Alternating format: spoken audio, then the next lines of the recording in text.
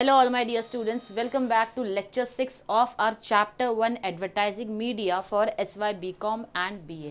तो बच्चों आज का जो हमारा लेक्चर होने वाला है इसके अंदर जैसे कि हम जानते हैं अब तक के हमारी जो लेक्चर की सीरीज चलते आ रही है वो टाइप्स ऑफ मीडियम जो इस्तेमाल किया जाता है एडवर्टाइजिंग के लिए, जिसके अंदर हमने देखा प्रिंट एडवर्टाइजिंग यानी कि न्यूज़पेपर मैगजीन्स के जरिए एडवर्टाइजिंग होती है। इसी के साथ साथ टेलीविजन एंड रेडियो देखा हमने, फिल्म और सिनेमा एडवर्टाइजिंग को भी देखा हमने, लेकिन जो करंटली सबसे ज़्यादा ट्रेंडिंग एडवर्टाइजिंग है उसको हम आज पढ़ने वाले हैं। तो कौन सा है ये सबसे ज़्यादा ट्रेंड होने वाला या ट्रेंडिंग चलने वाला एडवर्टाइजिंग?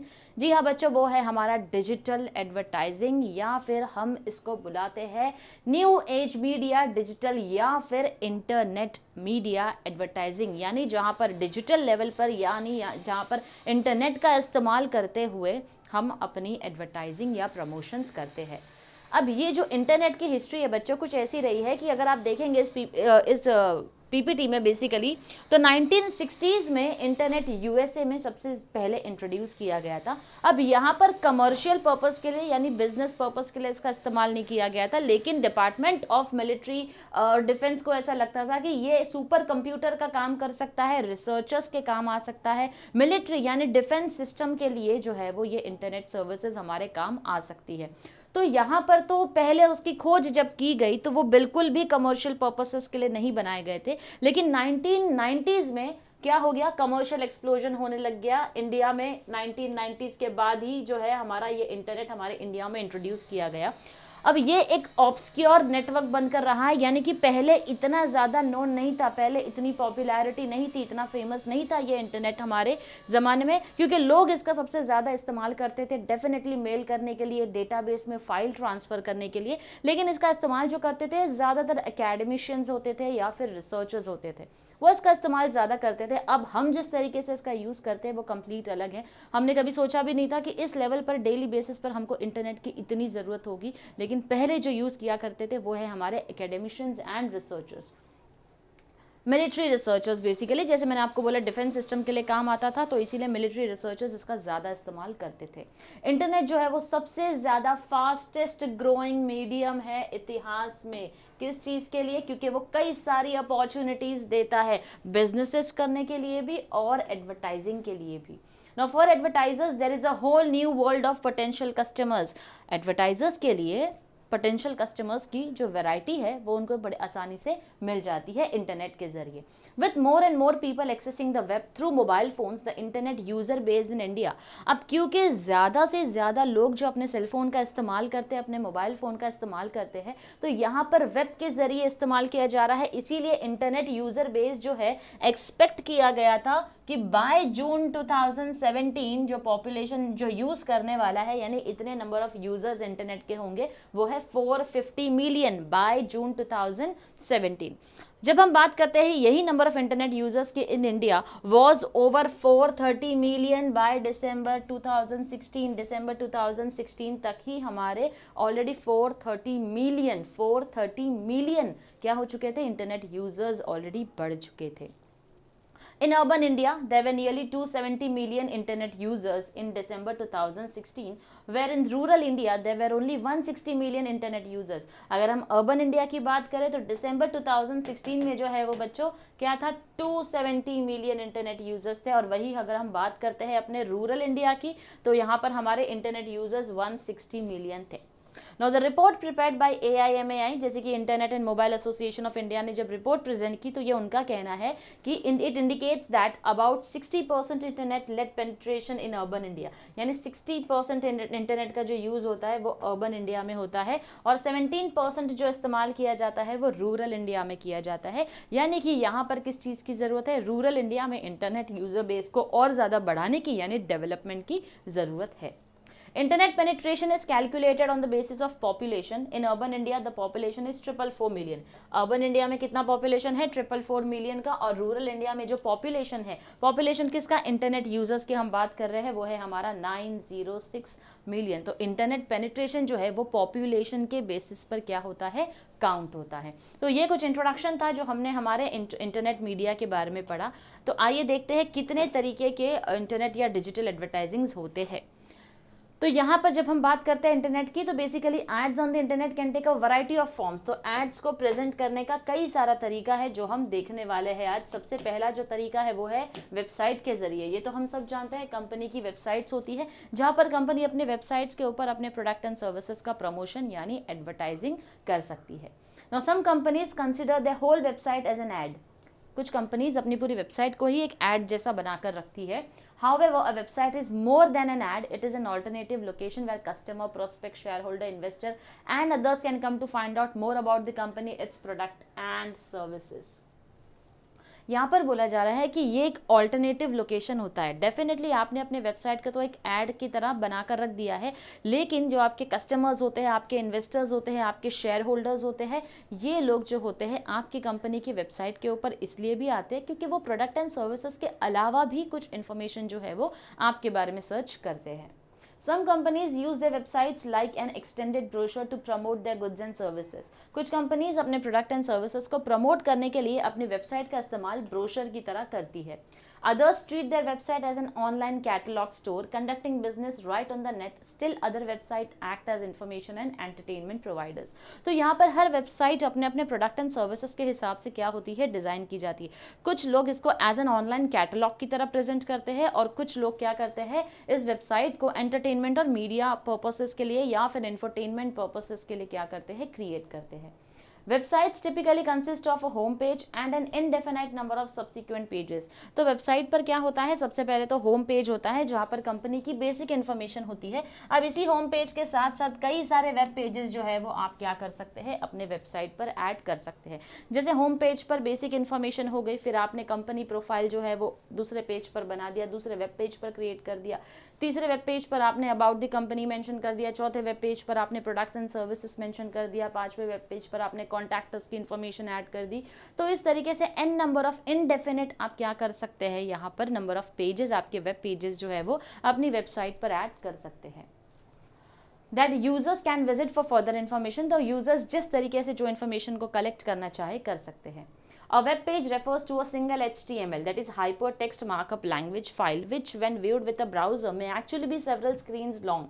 तो यानी यहाँ पर वेब पेज के बारे में बता रहे हैं जहाँ पर HTML का इस्तेमाल किया जाता है। A large website may have hundreds of these pages of information. जो बड़ी बड़ी वेबसाइट्स होती है तो उनके hundreds of web pages होते हैं जिसके अंदर इन्फॉर्मेशन जो है वो भरी होती है। This means the site contains hundreds of different documents of various length from 1 or 10 or more screens, each probably covering a different subject. तो जितने वेब पेजेस उतनी ज़्यादा डिटेल इन्फॉर्मेशन जो है वो ऐड की जा सकती है। तो ये है वेबसाइट के ज़रिए जब हम इंटरनेट एडवर्टाइजिंग का इस्तेमाल करते हैं। सेकेंड आता है बच्चों हमारे banners. Now the ad banner is the basic form of web advertising. दूसरा आता है एड बैनर। तो एड बैनर क्या होता है, it is a little billboard that spreads across the top और bottom of the web page. तो banner जो होता है बेसिकली टॉप या bottom of the web page के ऊपर क्या होता है, रिफ्लेक्ट करके हमको बताता है। At present one comes across larger banner ads that can dominate the screen और इवन प्रोवाइड टेलीविजन कमर्शियल्स। कई बार क्या होता है, कुछ पॉपअप होकर देखो हमारे सामने, अगर हम कोई वेबसाइट पर है तो अचानक से कोई दूसरा एक बैनर जो है वो पॉपअप होकर हमारे सामने दिखा रहा है, या तो पूरी स्क्रीन को कवर कर लेगा या तो लेफ्ट या राइट साइड में या टॉप या बॉटम में कहीं पर भी क्या होता है वो छोटू सा एकदम बैनर जो है वो रिफ्लेक्ट होकर आता है। बस वो भी हमारे वेब एडवर्टाइजिंग का हिस्सा है। When users click their mouse pointer on the banner, it sends them to the advertiser's site or a buffer page. तो जब आप उस बैनर पे क्लिक करते हो, जब पॉपअप होकर आपके सामने आता है, तो डायरेक्टली आप क्या करोगे, आपको जो है इंटरनेट रीडायरेक्ट करके उस वेब पेज पर ले जाएगा जहाँ से वो बैनर ऐड को क्या किया गया है, लिंक किया गया है। तो इस तरीके से बैनर्स जो है वो भी आपके एडवर्टाइजिंग का हिस्सा है। फिर आते हैं आपके फ्लोटिंग बैनर्स। अब कुछ बैनर्स जो होते हैं जो कि फ्लोटिंग होते हैं रेगुलर वेबसाइट कंटेंट के ऊपर, जहाँ पर बैनर अगर आप देखो तो एक जगह से दूसरी जगह पर मूव होते हैं, उसको हम फ्लोटिंग बैनर्स बुलाते हैं। In reality, floating banners cannot be considered as a separate form of digital advertising. They are the variation of banners. अब यहाँ पर हमको टाइप्स में फ्लोटिंग बैनर्स लिखा गया है, लेकिन बच्चों बैनर तो बैनर ही होता है ना, तो फ्लोटिंग बैनर भी एक वेरिएशन, एक वैरायटी है किसका, हमारे बैनर्स का।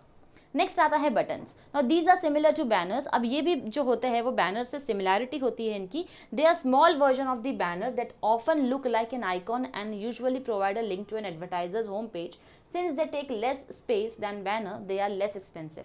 अब ये जो बटन्स होते हैं ये किससे सिमिलर होते हैं, ये होते हैं बैनर से सिमिलर। एक छोटू सा आप कहीं पर देखोगे कुछ लिंक होगा जिसके ऊपर अगर आपने क्लिक कर दिया तो आप डायरेक्टली कंपनी के वेबसाइट के होम पेज पर चले जाते हो। तो ये भी बैनर का एक स्मॉल वर्जन होता है। नेक्स्ट आता है sponsorship. A form of advertising on the internet that is getting popular is the sponsorship of web pages. Corporations sponsor entire sections of a publisher's web page or sponsor single events for a limited period of time, usually calculated in months, and in exchange for sponsorship support, companies are given extensive recognition on the site. Sometimes an added value package is created by integrating the sponsor's brand with the publisher's content. For instance, a web page on Olympics or some other sports can be sponsored by a business firm. Simply जब आप किसी और की website पर जाकर अपना promotion कर रहे हैं, किसी और की वेबसाइट पर अगर आपको अपनी वेबसाइट का ऐड, ये बैनर, ये पोस्टर्स जब रिफ्लेक्ट होते हुए दिखाई देते हैं तो उसी को हम बुलाते हैं स्पॉन्सरशिप। तो यहाँ पर बिजनेस फर्म क्या कर सकते हैं, एग्जांपल के तौर पर अगर किसी स्पोर्ट्स का या ओलंपिक्स का इवेंट है तो डेफिनेटली बिजनेस फर्म अपनी वेबसाइट्स पर उसको प्रमोशन का मौका दे सकते हैं। Then we have interstitials. This is a dynamic form of net advertising and it is a catch-all term for a variety of animated ads that pop up on the screen while the computer downloads a website that the user has clicked on. There are now many types of interstitials including pop-up windows, splash screens, superstitials, etc. तो basically ये एक dynamic, एक new form जो है वो हमारे internet advertising में आया है। सिंपली अचानक से तुम्हारे सामने कोई विंडो पॉपअप होकर आ जाता है, कोई स्क्रीन स्प्लैश होकर आ जाती है। अगर आप किसी वेबसाइट पर हो, अगर आप किसी कंटेंट को पढ़ रहे हो, अचानक से एक पॉपअप विंडो आपके सामने खुल जाता है, बस उसी को हम बुलाते हैं इंटरस्टिशियल्स।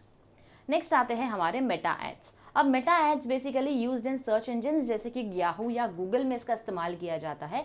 And a meta ad is an advertisement displayed on the result page of a search specific to the searched item. Meta ads are also referred to as keyword advertising, and these method enables an advertiser to target a specific audience.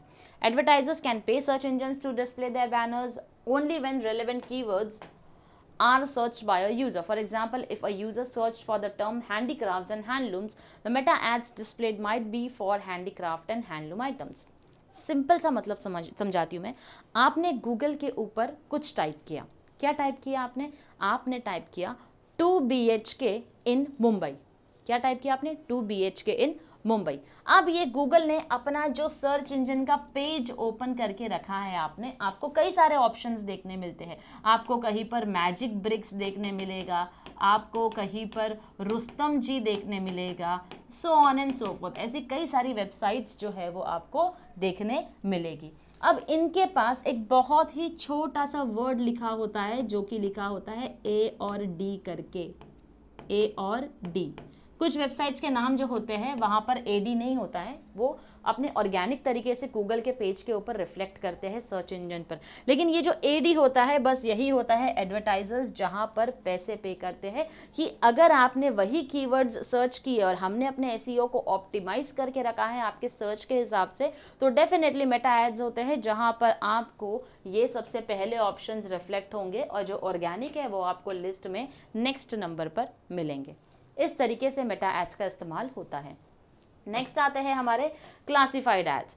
Classified ads are basically another growing area for internet advertisers is the classified ad websites, and some of these websites offer free classified advertising opportunities because ad banners of other advertisers support them. They are similar to newspaper classified ads. You can search for homes, cars, jobs, toys, shoes, etc. तो basically classified ads ये free ads होते हैं जो हमको देखने मिलते हैं जब भी हम किसी आइटम को सर्च करते हैं। जैसे कि OLX पे आपने कुछ देख लिया, किसी ने ऑलरेडी पोस्ट किया है OLX के ऊपर कि उनको अपना साइकिल जो है वो करना है, तो ये क्लासिफाइड एड्स का हिस्सा होता है। Then you have email advertising. तो एडवर्टाइजर्स जो है ईमेल एडवर्टाइजिंग के जरिए हमारी मेल के ऊपर भी हमको कहीं ना कहीं डेली बेसिस पर कोई ना कोई ईमेल्स आते हैं जहाँ पर एडवर्टाइजिंग का इस्तेमाल किया जाता है। फॉर एग्जांपल अगर आपको किसी बिल्डर की तरफ से मेल आ रहा है कि रुस्तम जी की तरफ से you can buy a flat in Oshiwara या फिर इन मिलत नगर या फिर इन गोरेगांव, इस तरीके से अगर आपको एड्स जो है वो पॉपअप होकर आपके ईमेल्स में आते हैं, उसको हम बुलाते हैं ईमेल एडवर्टाइजिंग। जहाँ पर n नंबर ऑफ क्लाइंट्स को रीच करना हो तो एक कॉमन हमने क्या कर दिया, मेल ड्राफ्ट कर दिया। अब हमने इन सारे लोगों को क्या कर दिया, फॉरवर्ड कर दिया। फिर आते हैं हमारे वीडियो एड्स, जो कि हम अच्छे से जानते हैं। अभी ये लेक्चर जो आपके सामने चल रहा है, वीडियो प्ले हो रहा है, बस इसी के बीच में अचानक से कोई ऐड जो है वो आपके सामने आ जाएगा, रिफ्लेक्ट हो जाएगा, उसको हम बुलाते हैं वीडियो एड्स। यूट्यूब पर, फेसबुक पर, ट्विटर पर, इंस्टाग्राम पर, यूमी, वीमियो, इन सब के ऊपर वीडियो एड्स रिफ्लेक्ट होते हैं। नेक्स्ट आते हैं हमारे social media ads. Now ads can be from a simple banner to an auto play video. Social media advertising enables to target the audience properly. तो social media ads जो होते हैं basically simple banner होते हैं जो हमारे सामने दिखकर आ जाते हैं। For example, Facebook's targeting can be done on the basis of age, region, interest, educational background. Social media ads जहाँ पर सोशल मीडिया का इस्तेमाल होता है। अब ये एड्स कैसे होते हैं, डिपेंड करते हैं हमारी टारगेट ऑडियंस कौन सी है। अगर मेरा एक प्रोडक्ट है जो कि कॉस्मेटिक प्रोडक्ट है, जो कि यंगस्टर्स के लिए, यूथ के लिए है, फीमेल्स के लिए, तो सबसे पहले मेरे टारगेट ऑडियंस फीमेल हो गई। अब एज के बेसिस पर मैं कैसे डिवाइड करूंगी उसको, फीमेल्स जिसका एज ग्रुप होना चाहिए 16 ईयर्स से लेकर 35 ईयर्स तक, ये मैंने एज की रेंज जो है वो सिलेक्ट कर दी। अब रीजन, मुझे सिर्फ और सिर्फ अपना प्रोडक्ट मुंबई में बेचना है, तो मैंने मुंबई के ही लोगों को सिलेक्ट किया कि इतने ही लोगों के सामने मेरा एड रिफ्लेक्ट होना चाहिए। इंटरेस्ट, जिनको एक्चुअली में ब्यूटी हैक्स में ज़्यादा इंटरेस्ट होगा।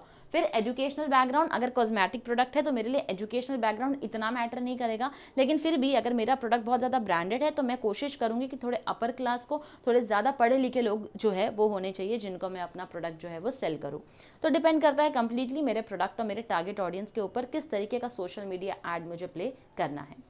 नेक्स्ट आता है हमारा mobile ads. Nowadays mobile ads have become very popular. Mobile ads हम जानते हैं advertisers can prepare an ad message, जो कि SMS के फॉर्म पे हमारे फ़ोन पर आता है, उसको हम बुलाते हैं mobile ads. Mobile operator then sends the ad message to the mobile subscribers. तो मोबाइल सब्सक्राइबर्स को जो एड देखने मिलती है, जैसे कि आपको किसी बैंक की तरफ से मैसेज आ गया कि सेविंग्स अकाउंट ओपन करने पर आपको इतना ऑफ मिलेगा, इतना आप सेविंग्स करोगे तो 100 रुपीज़ में आप अपना अकाउंट ओपन कर दो। तो इस तरीके की एड्स जो है उसको हम बुलाते हैं mobile ads.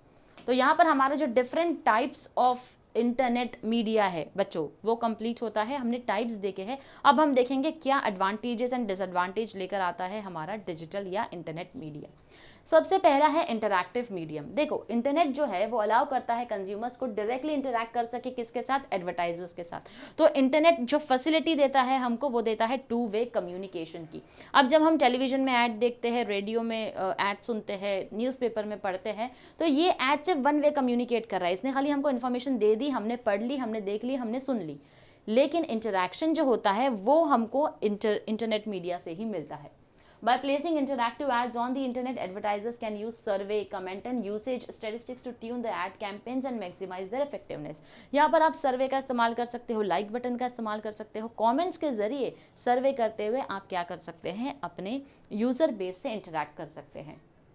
Now, digital ads linked to social networking sites can enhance the communication between the advertiser and the customers, thereby allowing the advertiser to receive genuine feedback. Digital ads जो है social networking sites पर link की जा सकती है, जिससे कि advertiser और कस्टमर के बीच में एक कम्युनिकेशन हो, जहाँ पर हम कस्टमर से डायरेक्टली क्या ले सके, जेन्युइन फीडबैक ले सके। Then we have captive audience. It is possible to skip the ads on traditional media like television on account of remote control device, thereby reducing the viewership of the ad. Also, skipping of ads is possible on radio. However, in case of internet ads, one cannot easily ignore the ads. Internet पर कई बार possible नहीं होता है कि आप ads को क्या कर सके, इग्नोर कर सके। टेलीविजन में चैनल चेंज कर सकते हैं, रेडियो पर चेंज कर सकते हैं, लेकिन यहाँ पर एक ऑप्शन आता है स्किप ऐड का, आप कर सकते हो, लेकिन अगर पैसे ज़्यादा पे किए हैं तो स्किप ऐड को भी आप क्या कर सकते हो, ऐड को स्किप नहीं कर सकते हो, वो ऑप्शन वहाँ से हटा दिया जाता है। Now, for instance, a banner ad on an informative website remains in the visitor's peripheral vision as long as the visitor is reading the website's information. एक बैनर ऐड जो कि एक इन्फॉर्मेटिव वेबसाइट के ऊपर रिफ्लेक्ट होता है, वो visitor के विजन में रहता है। जब जब वो वेबसाइट को ओपन कर रहा है, उसको वो बैनर ऐड दिखाई दे रहा है। Ads on social networking sites such as YouTube cannot be completely ignored as the ads run for few seconds before they are skipped. Thus, digital media has captive audience to go through the ad message.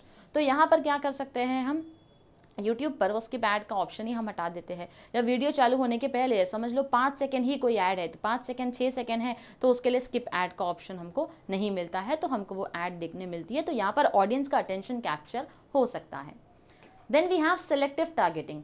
Advertisers जो है right target audience को select कर सकते हैं Meta ads के जरिए, यानी कि जो लोग सिर्फ और सिर्फ 2 BHK ढूंढ रहे होंगे उन्हीं लोगों को मेरा ऐड जो है वो जाना चाहिए। जिन्होंने सर्च ही नहीं किया उनके पास वो ऐड को रिफ्लेक्ट करके वेस्ट ऑफ मनी है।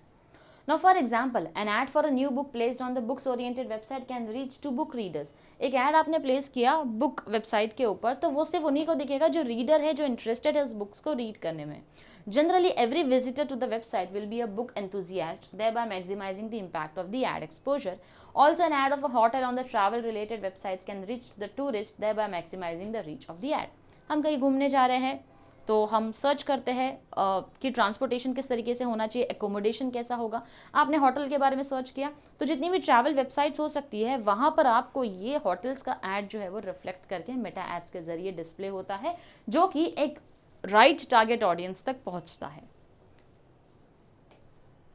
नेक्स्ट आता है हमारा cost efficiency. Now digital advertising is more cost effective as compare to traditional media like TV.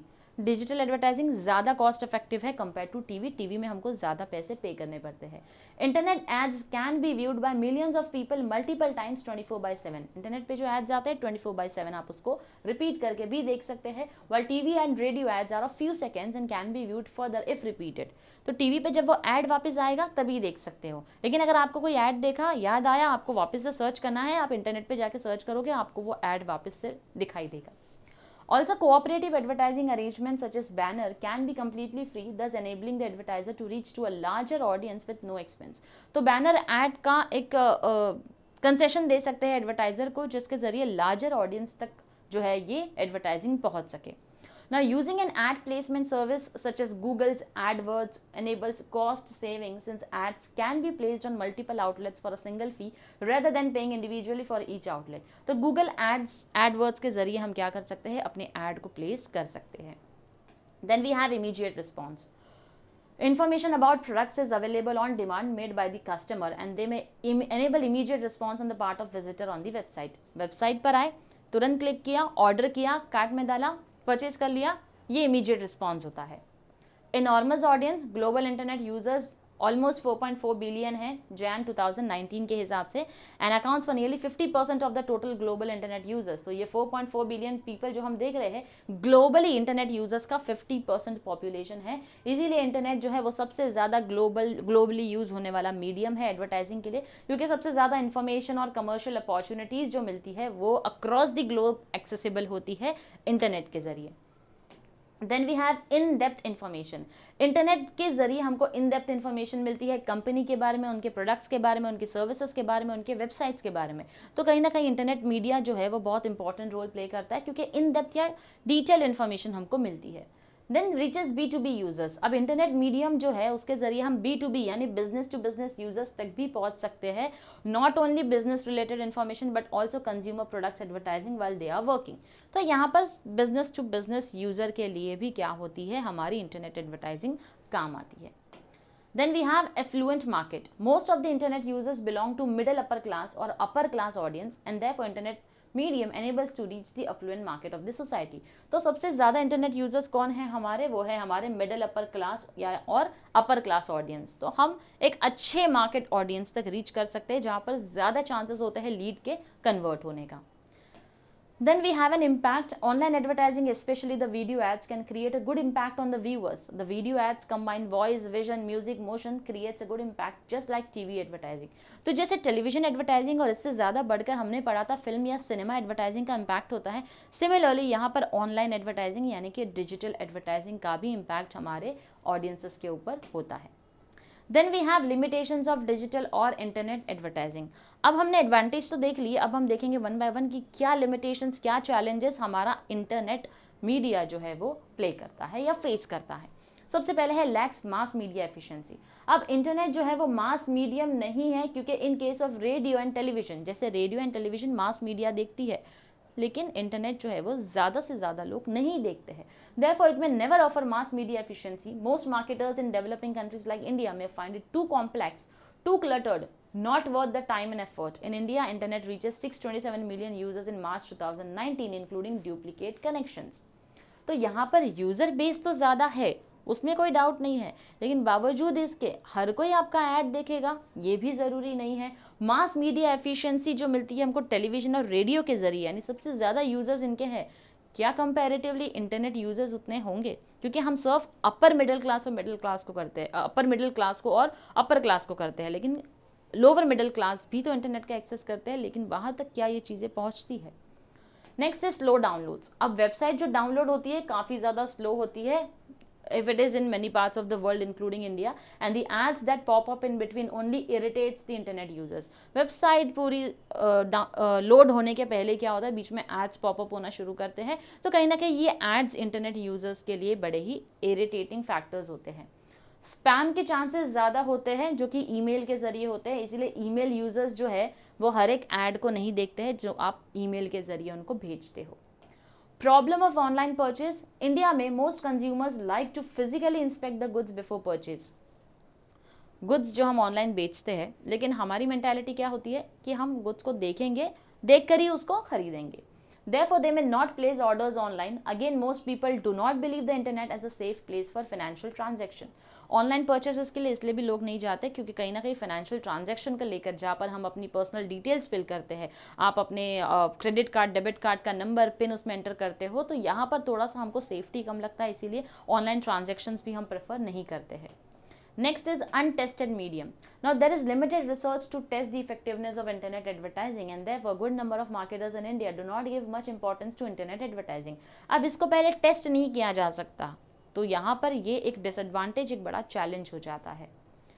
Then we have ignoring of ads. Now quite often viewers ignore the ads. कई बार क्या होता है, viewers जो है वो ad को definitely ignore करते हैं, क्योंकि viewers जो है वो एक captive audience तो होती है, लेकिन बार बार ads आने की वजह से irritate होती है। जैसे कि हम अगर अपना कोई favorite show या फिर कोई मूवी देख रहे हैं, उसके बीच में ad आएगा तो skip ad का ऑप्शन आता है, तो हम उसको skip कर देते हैं।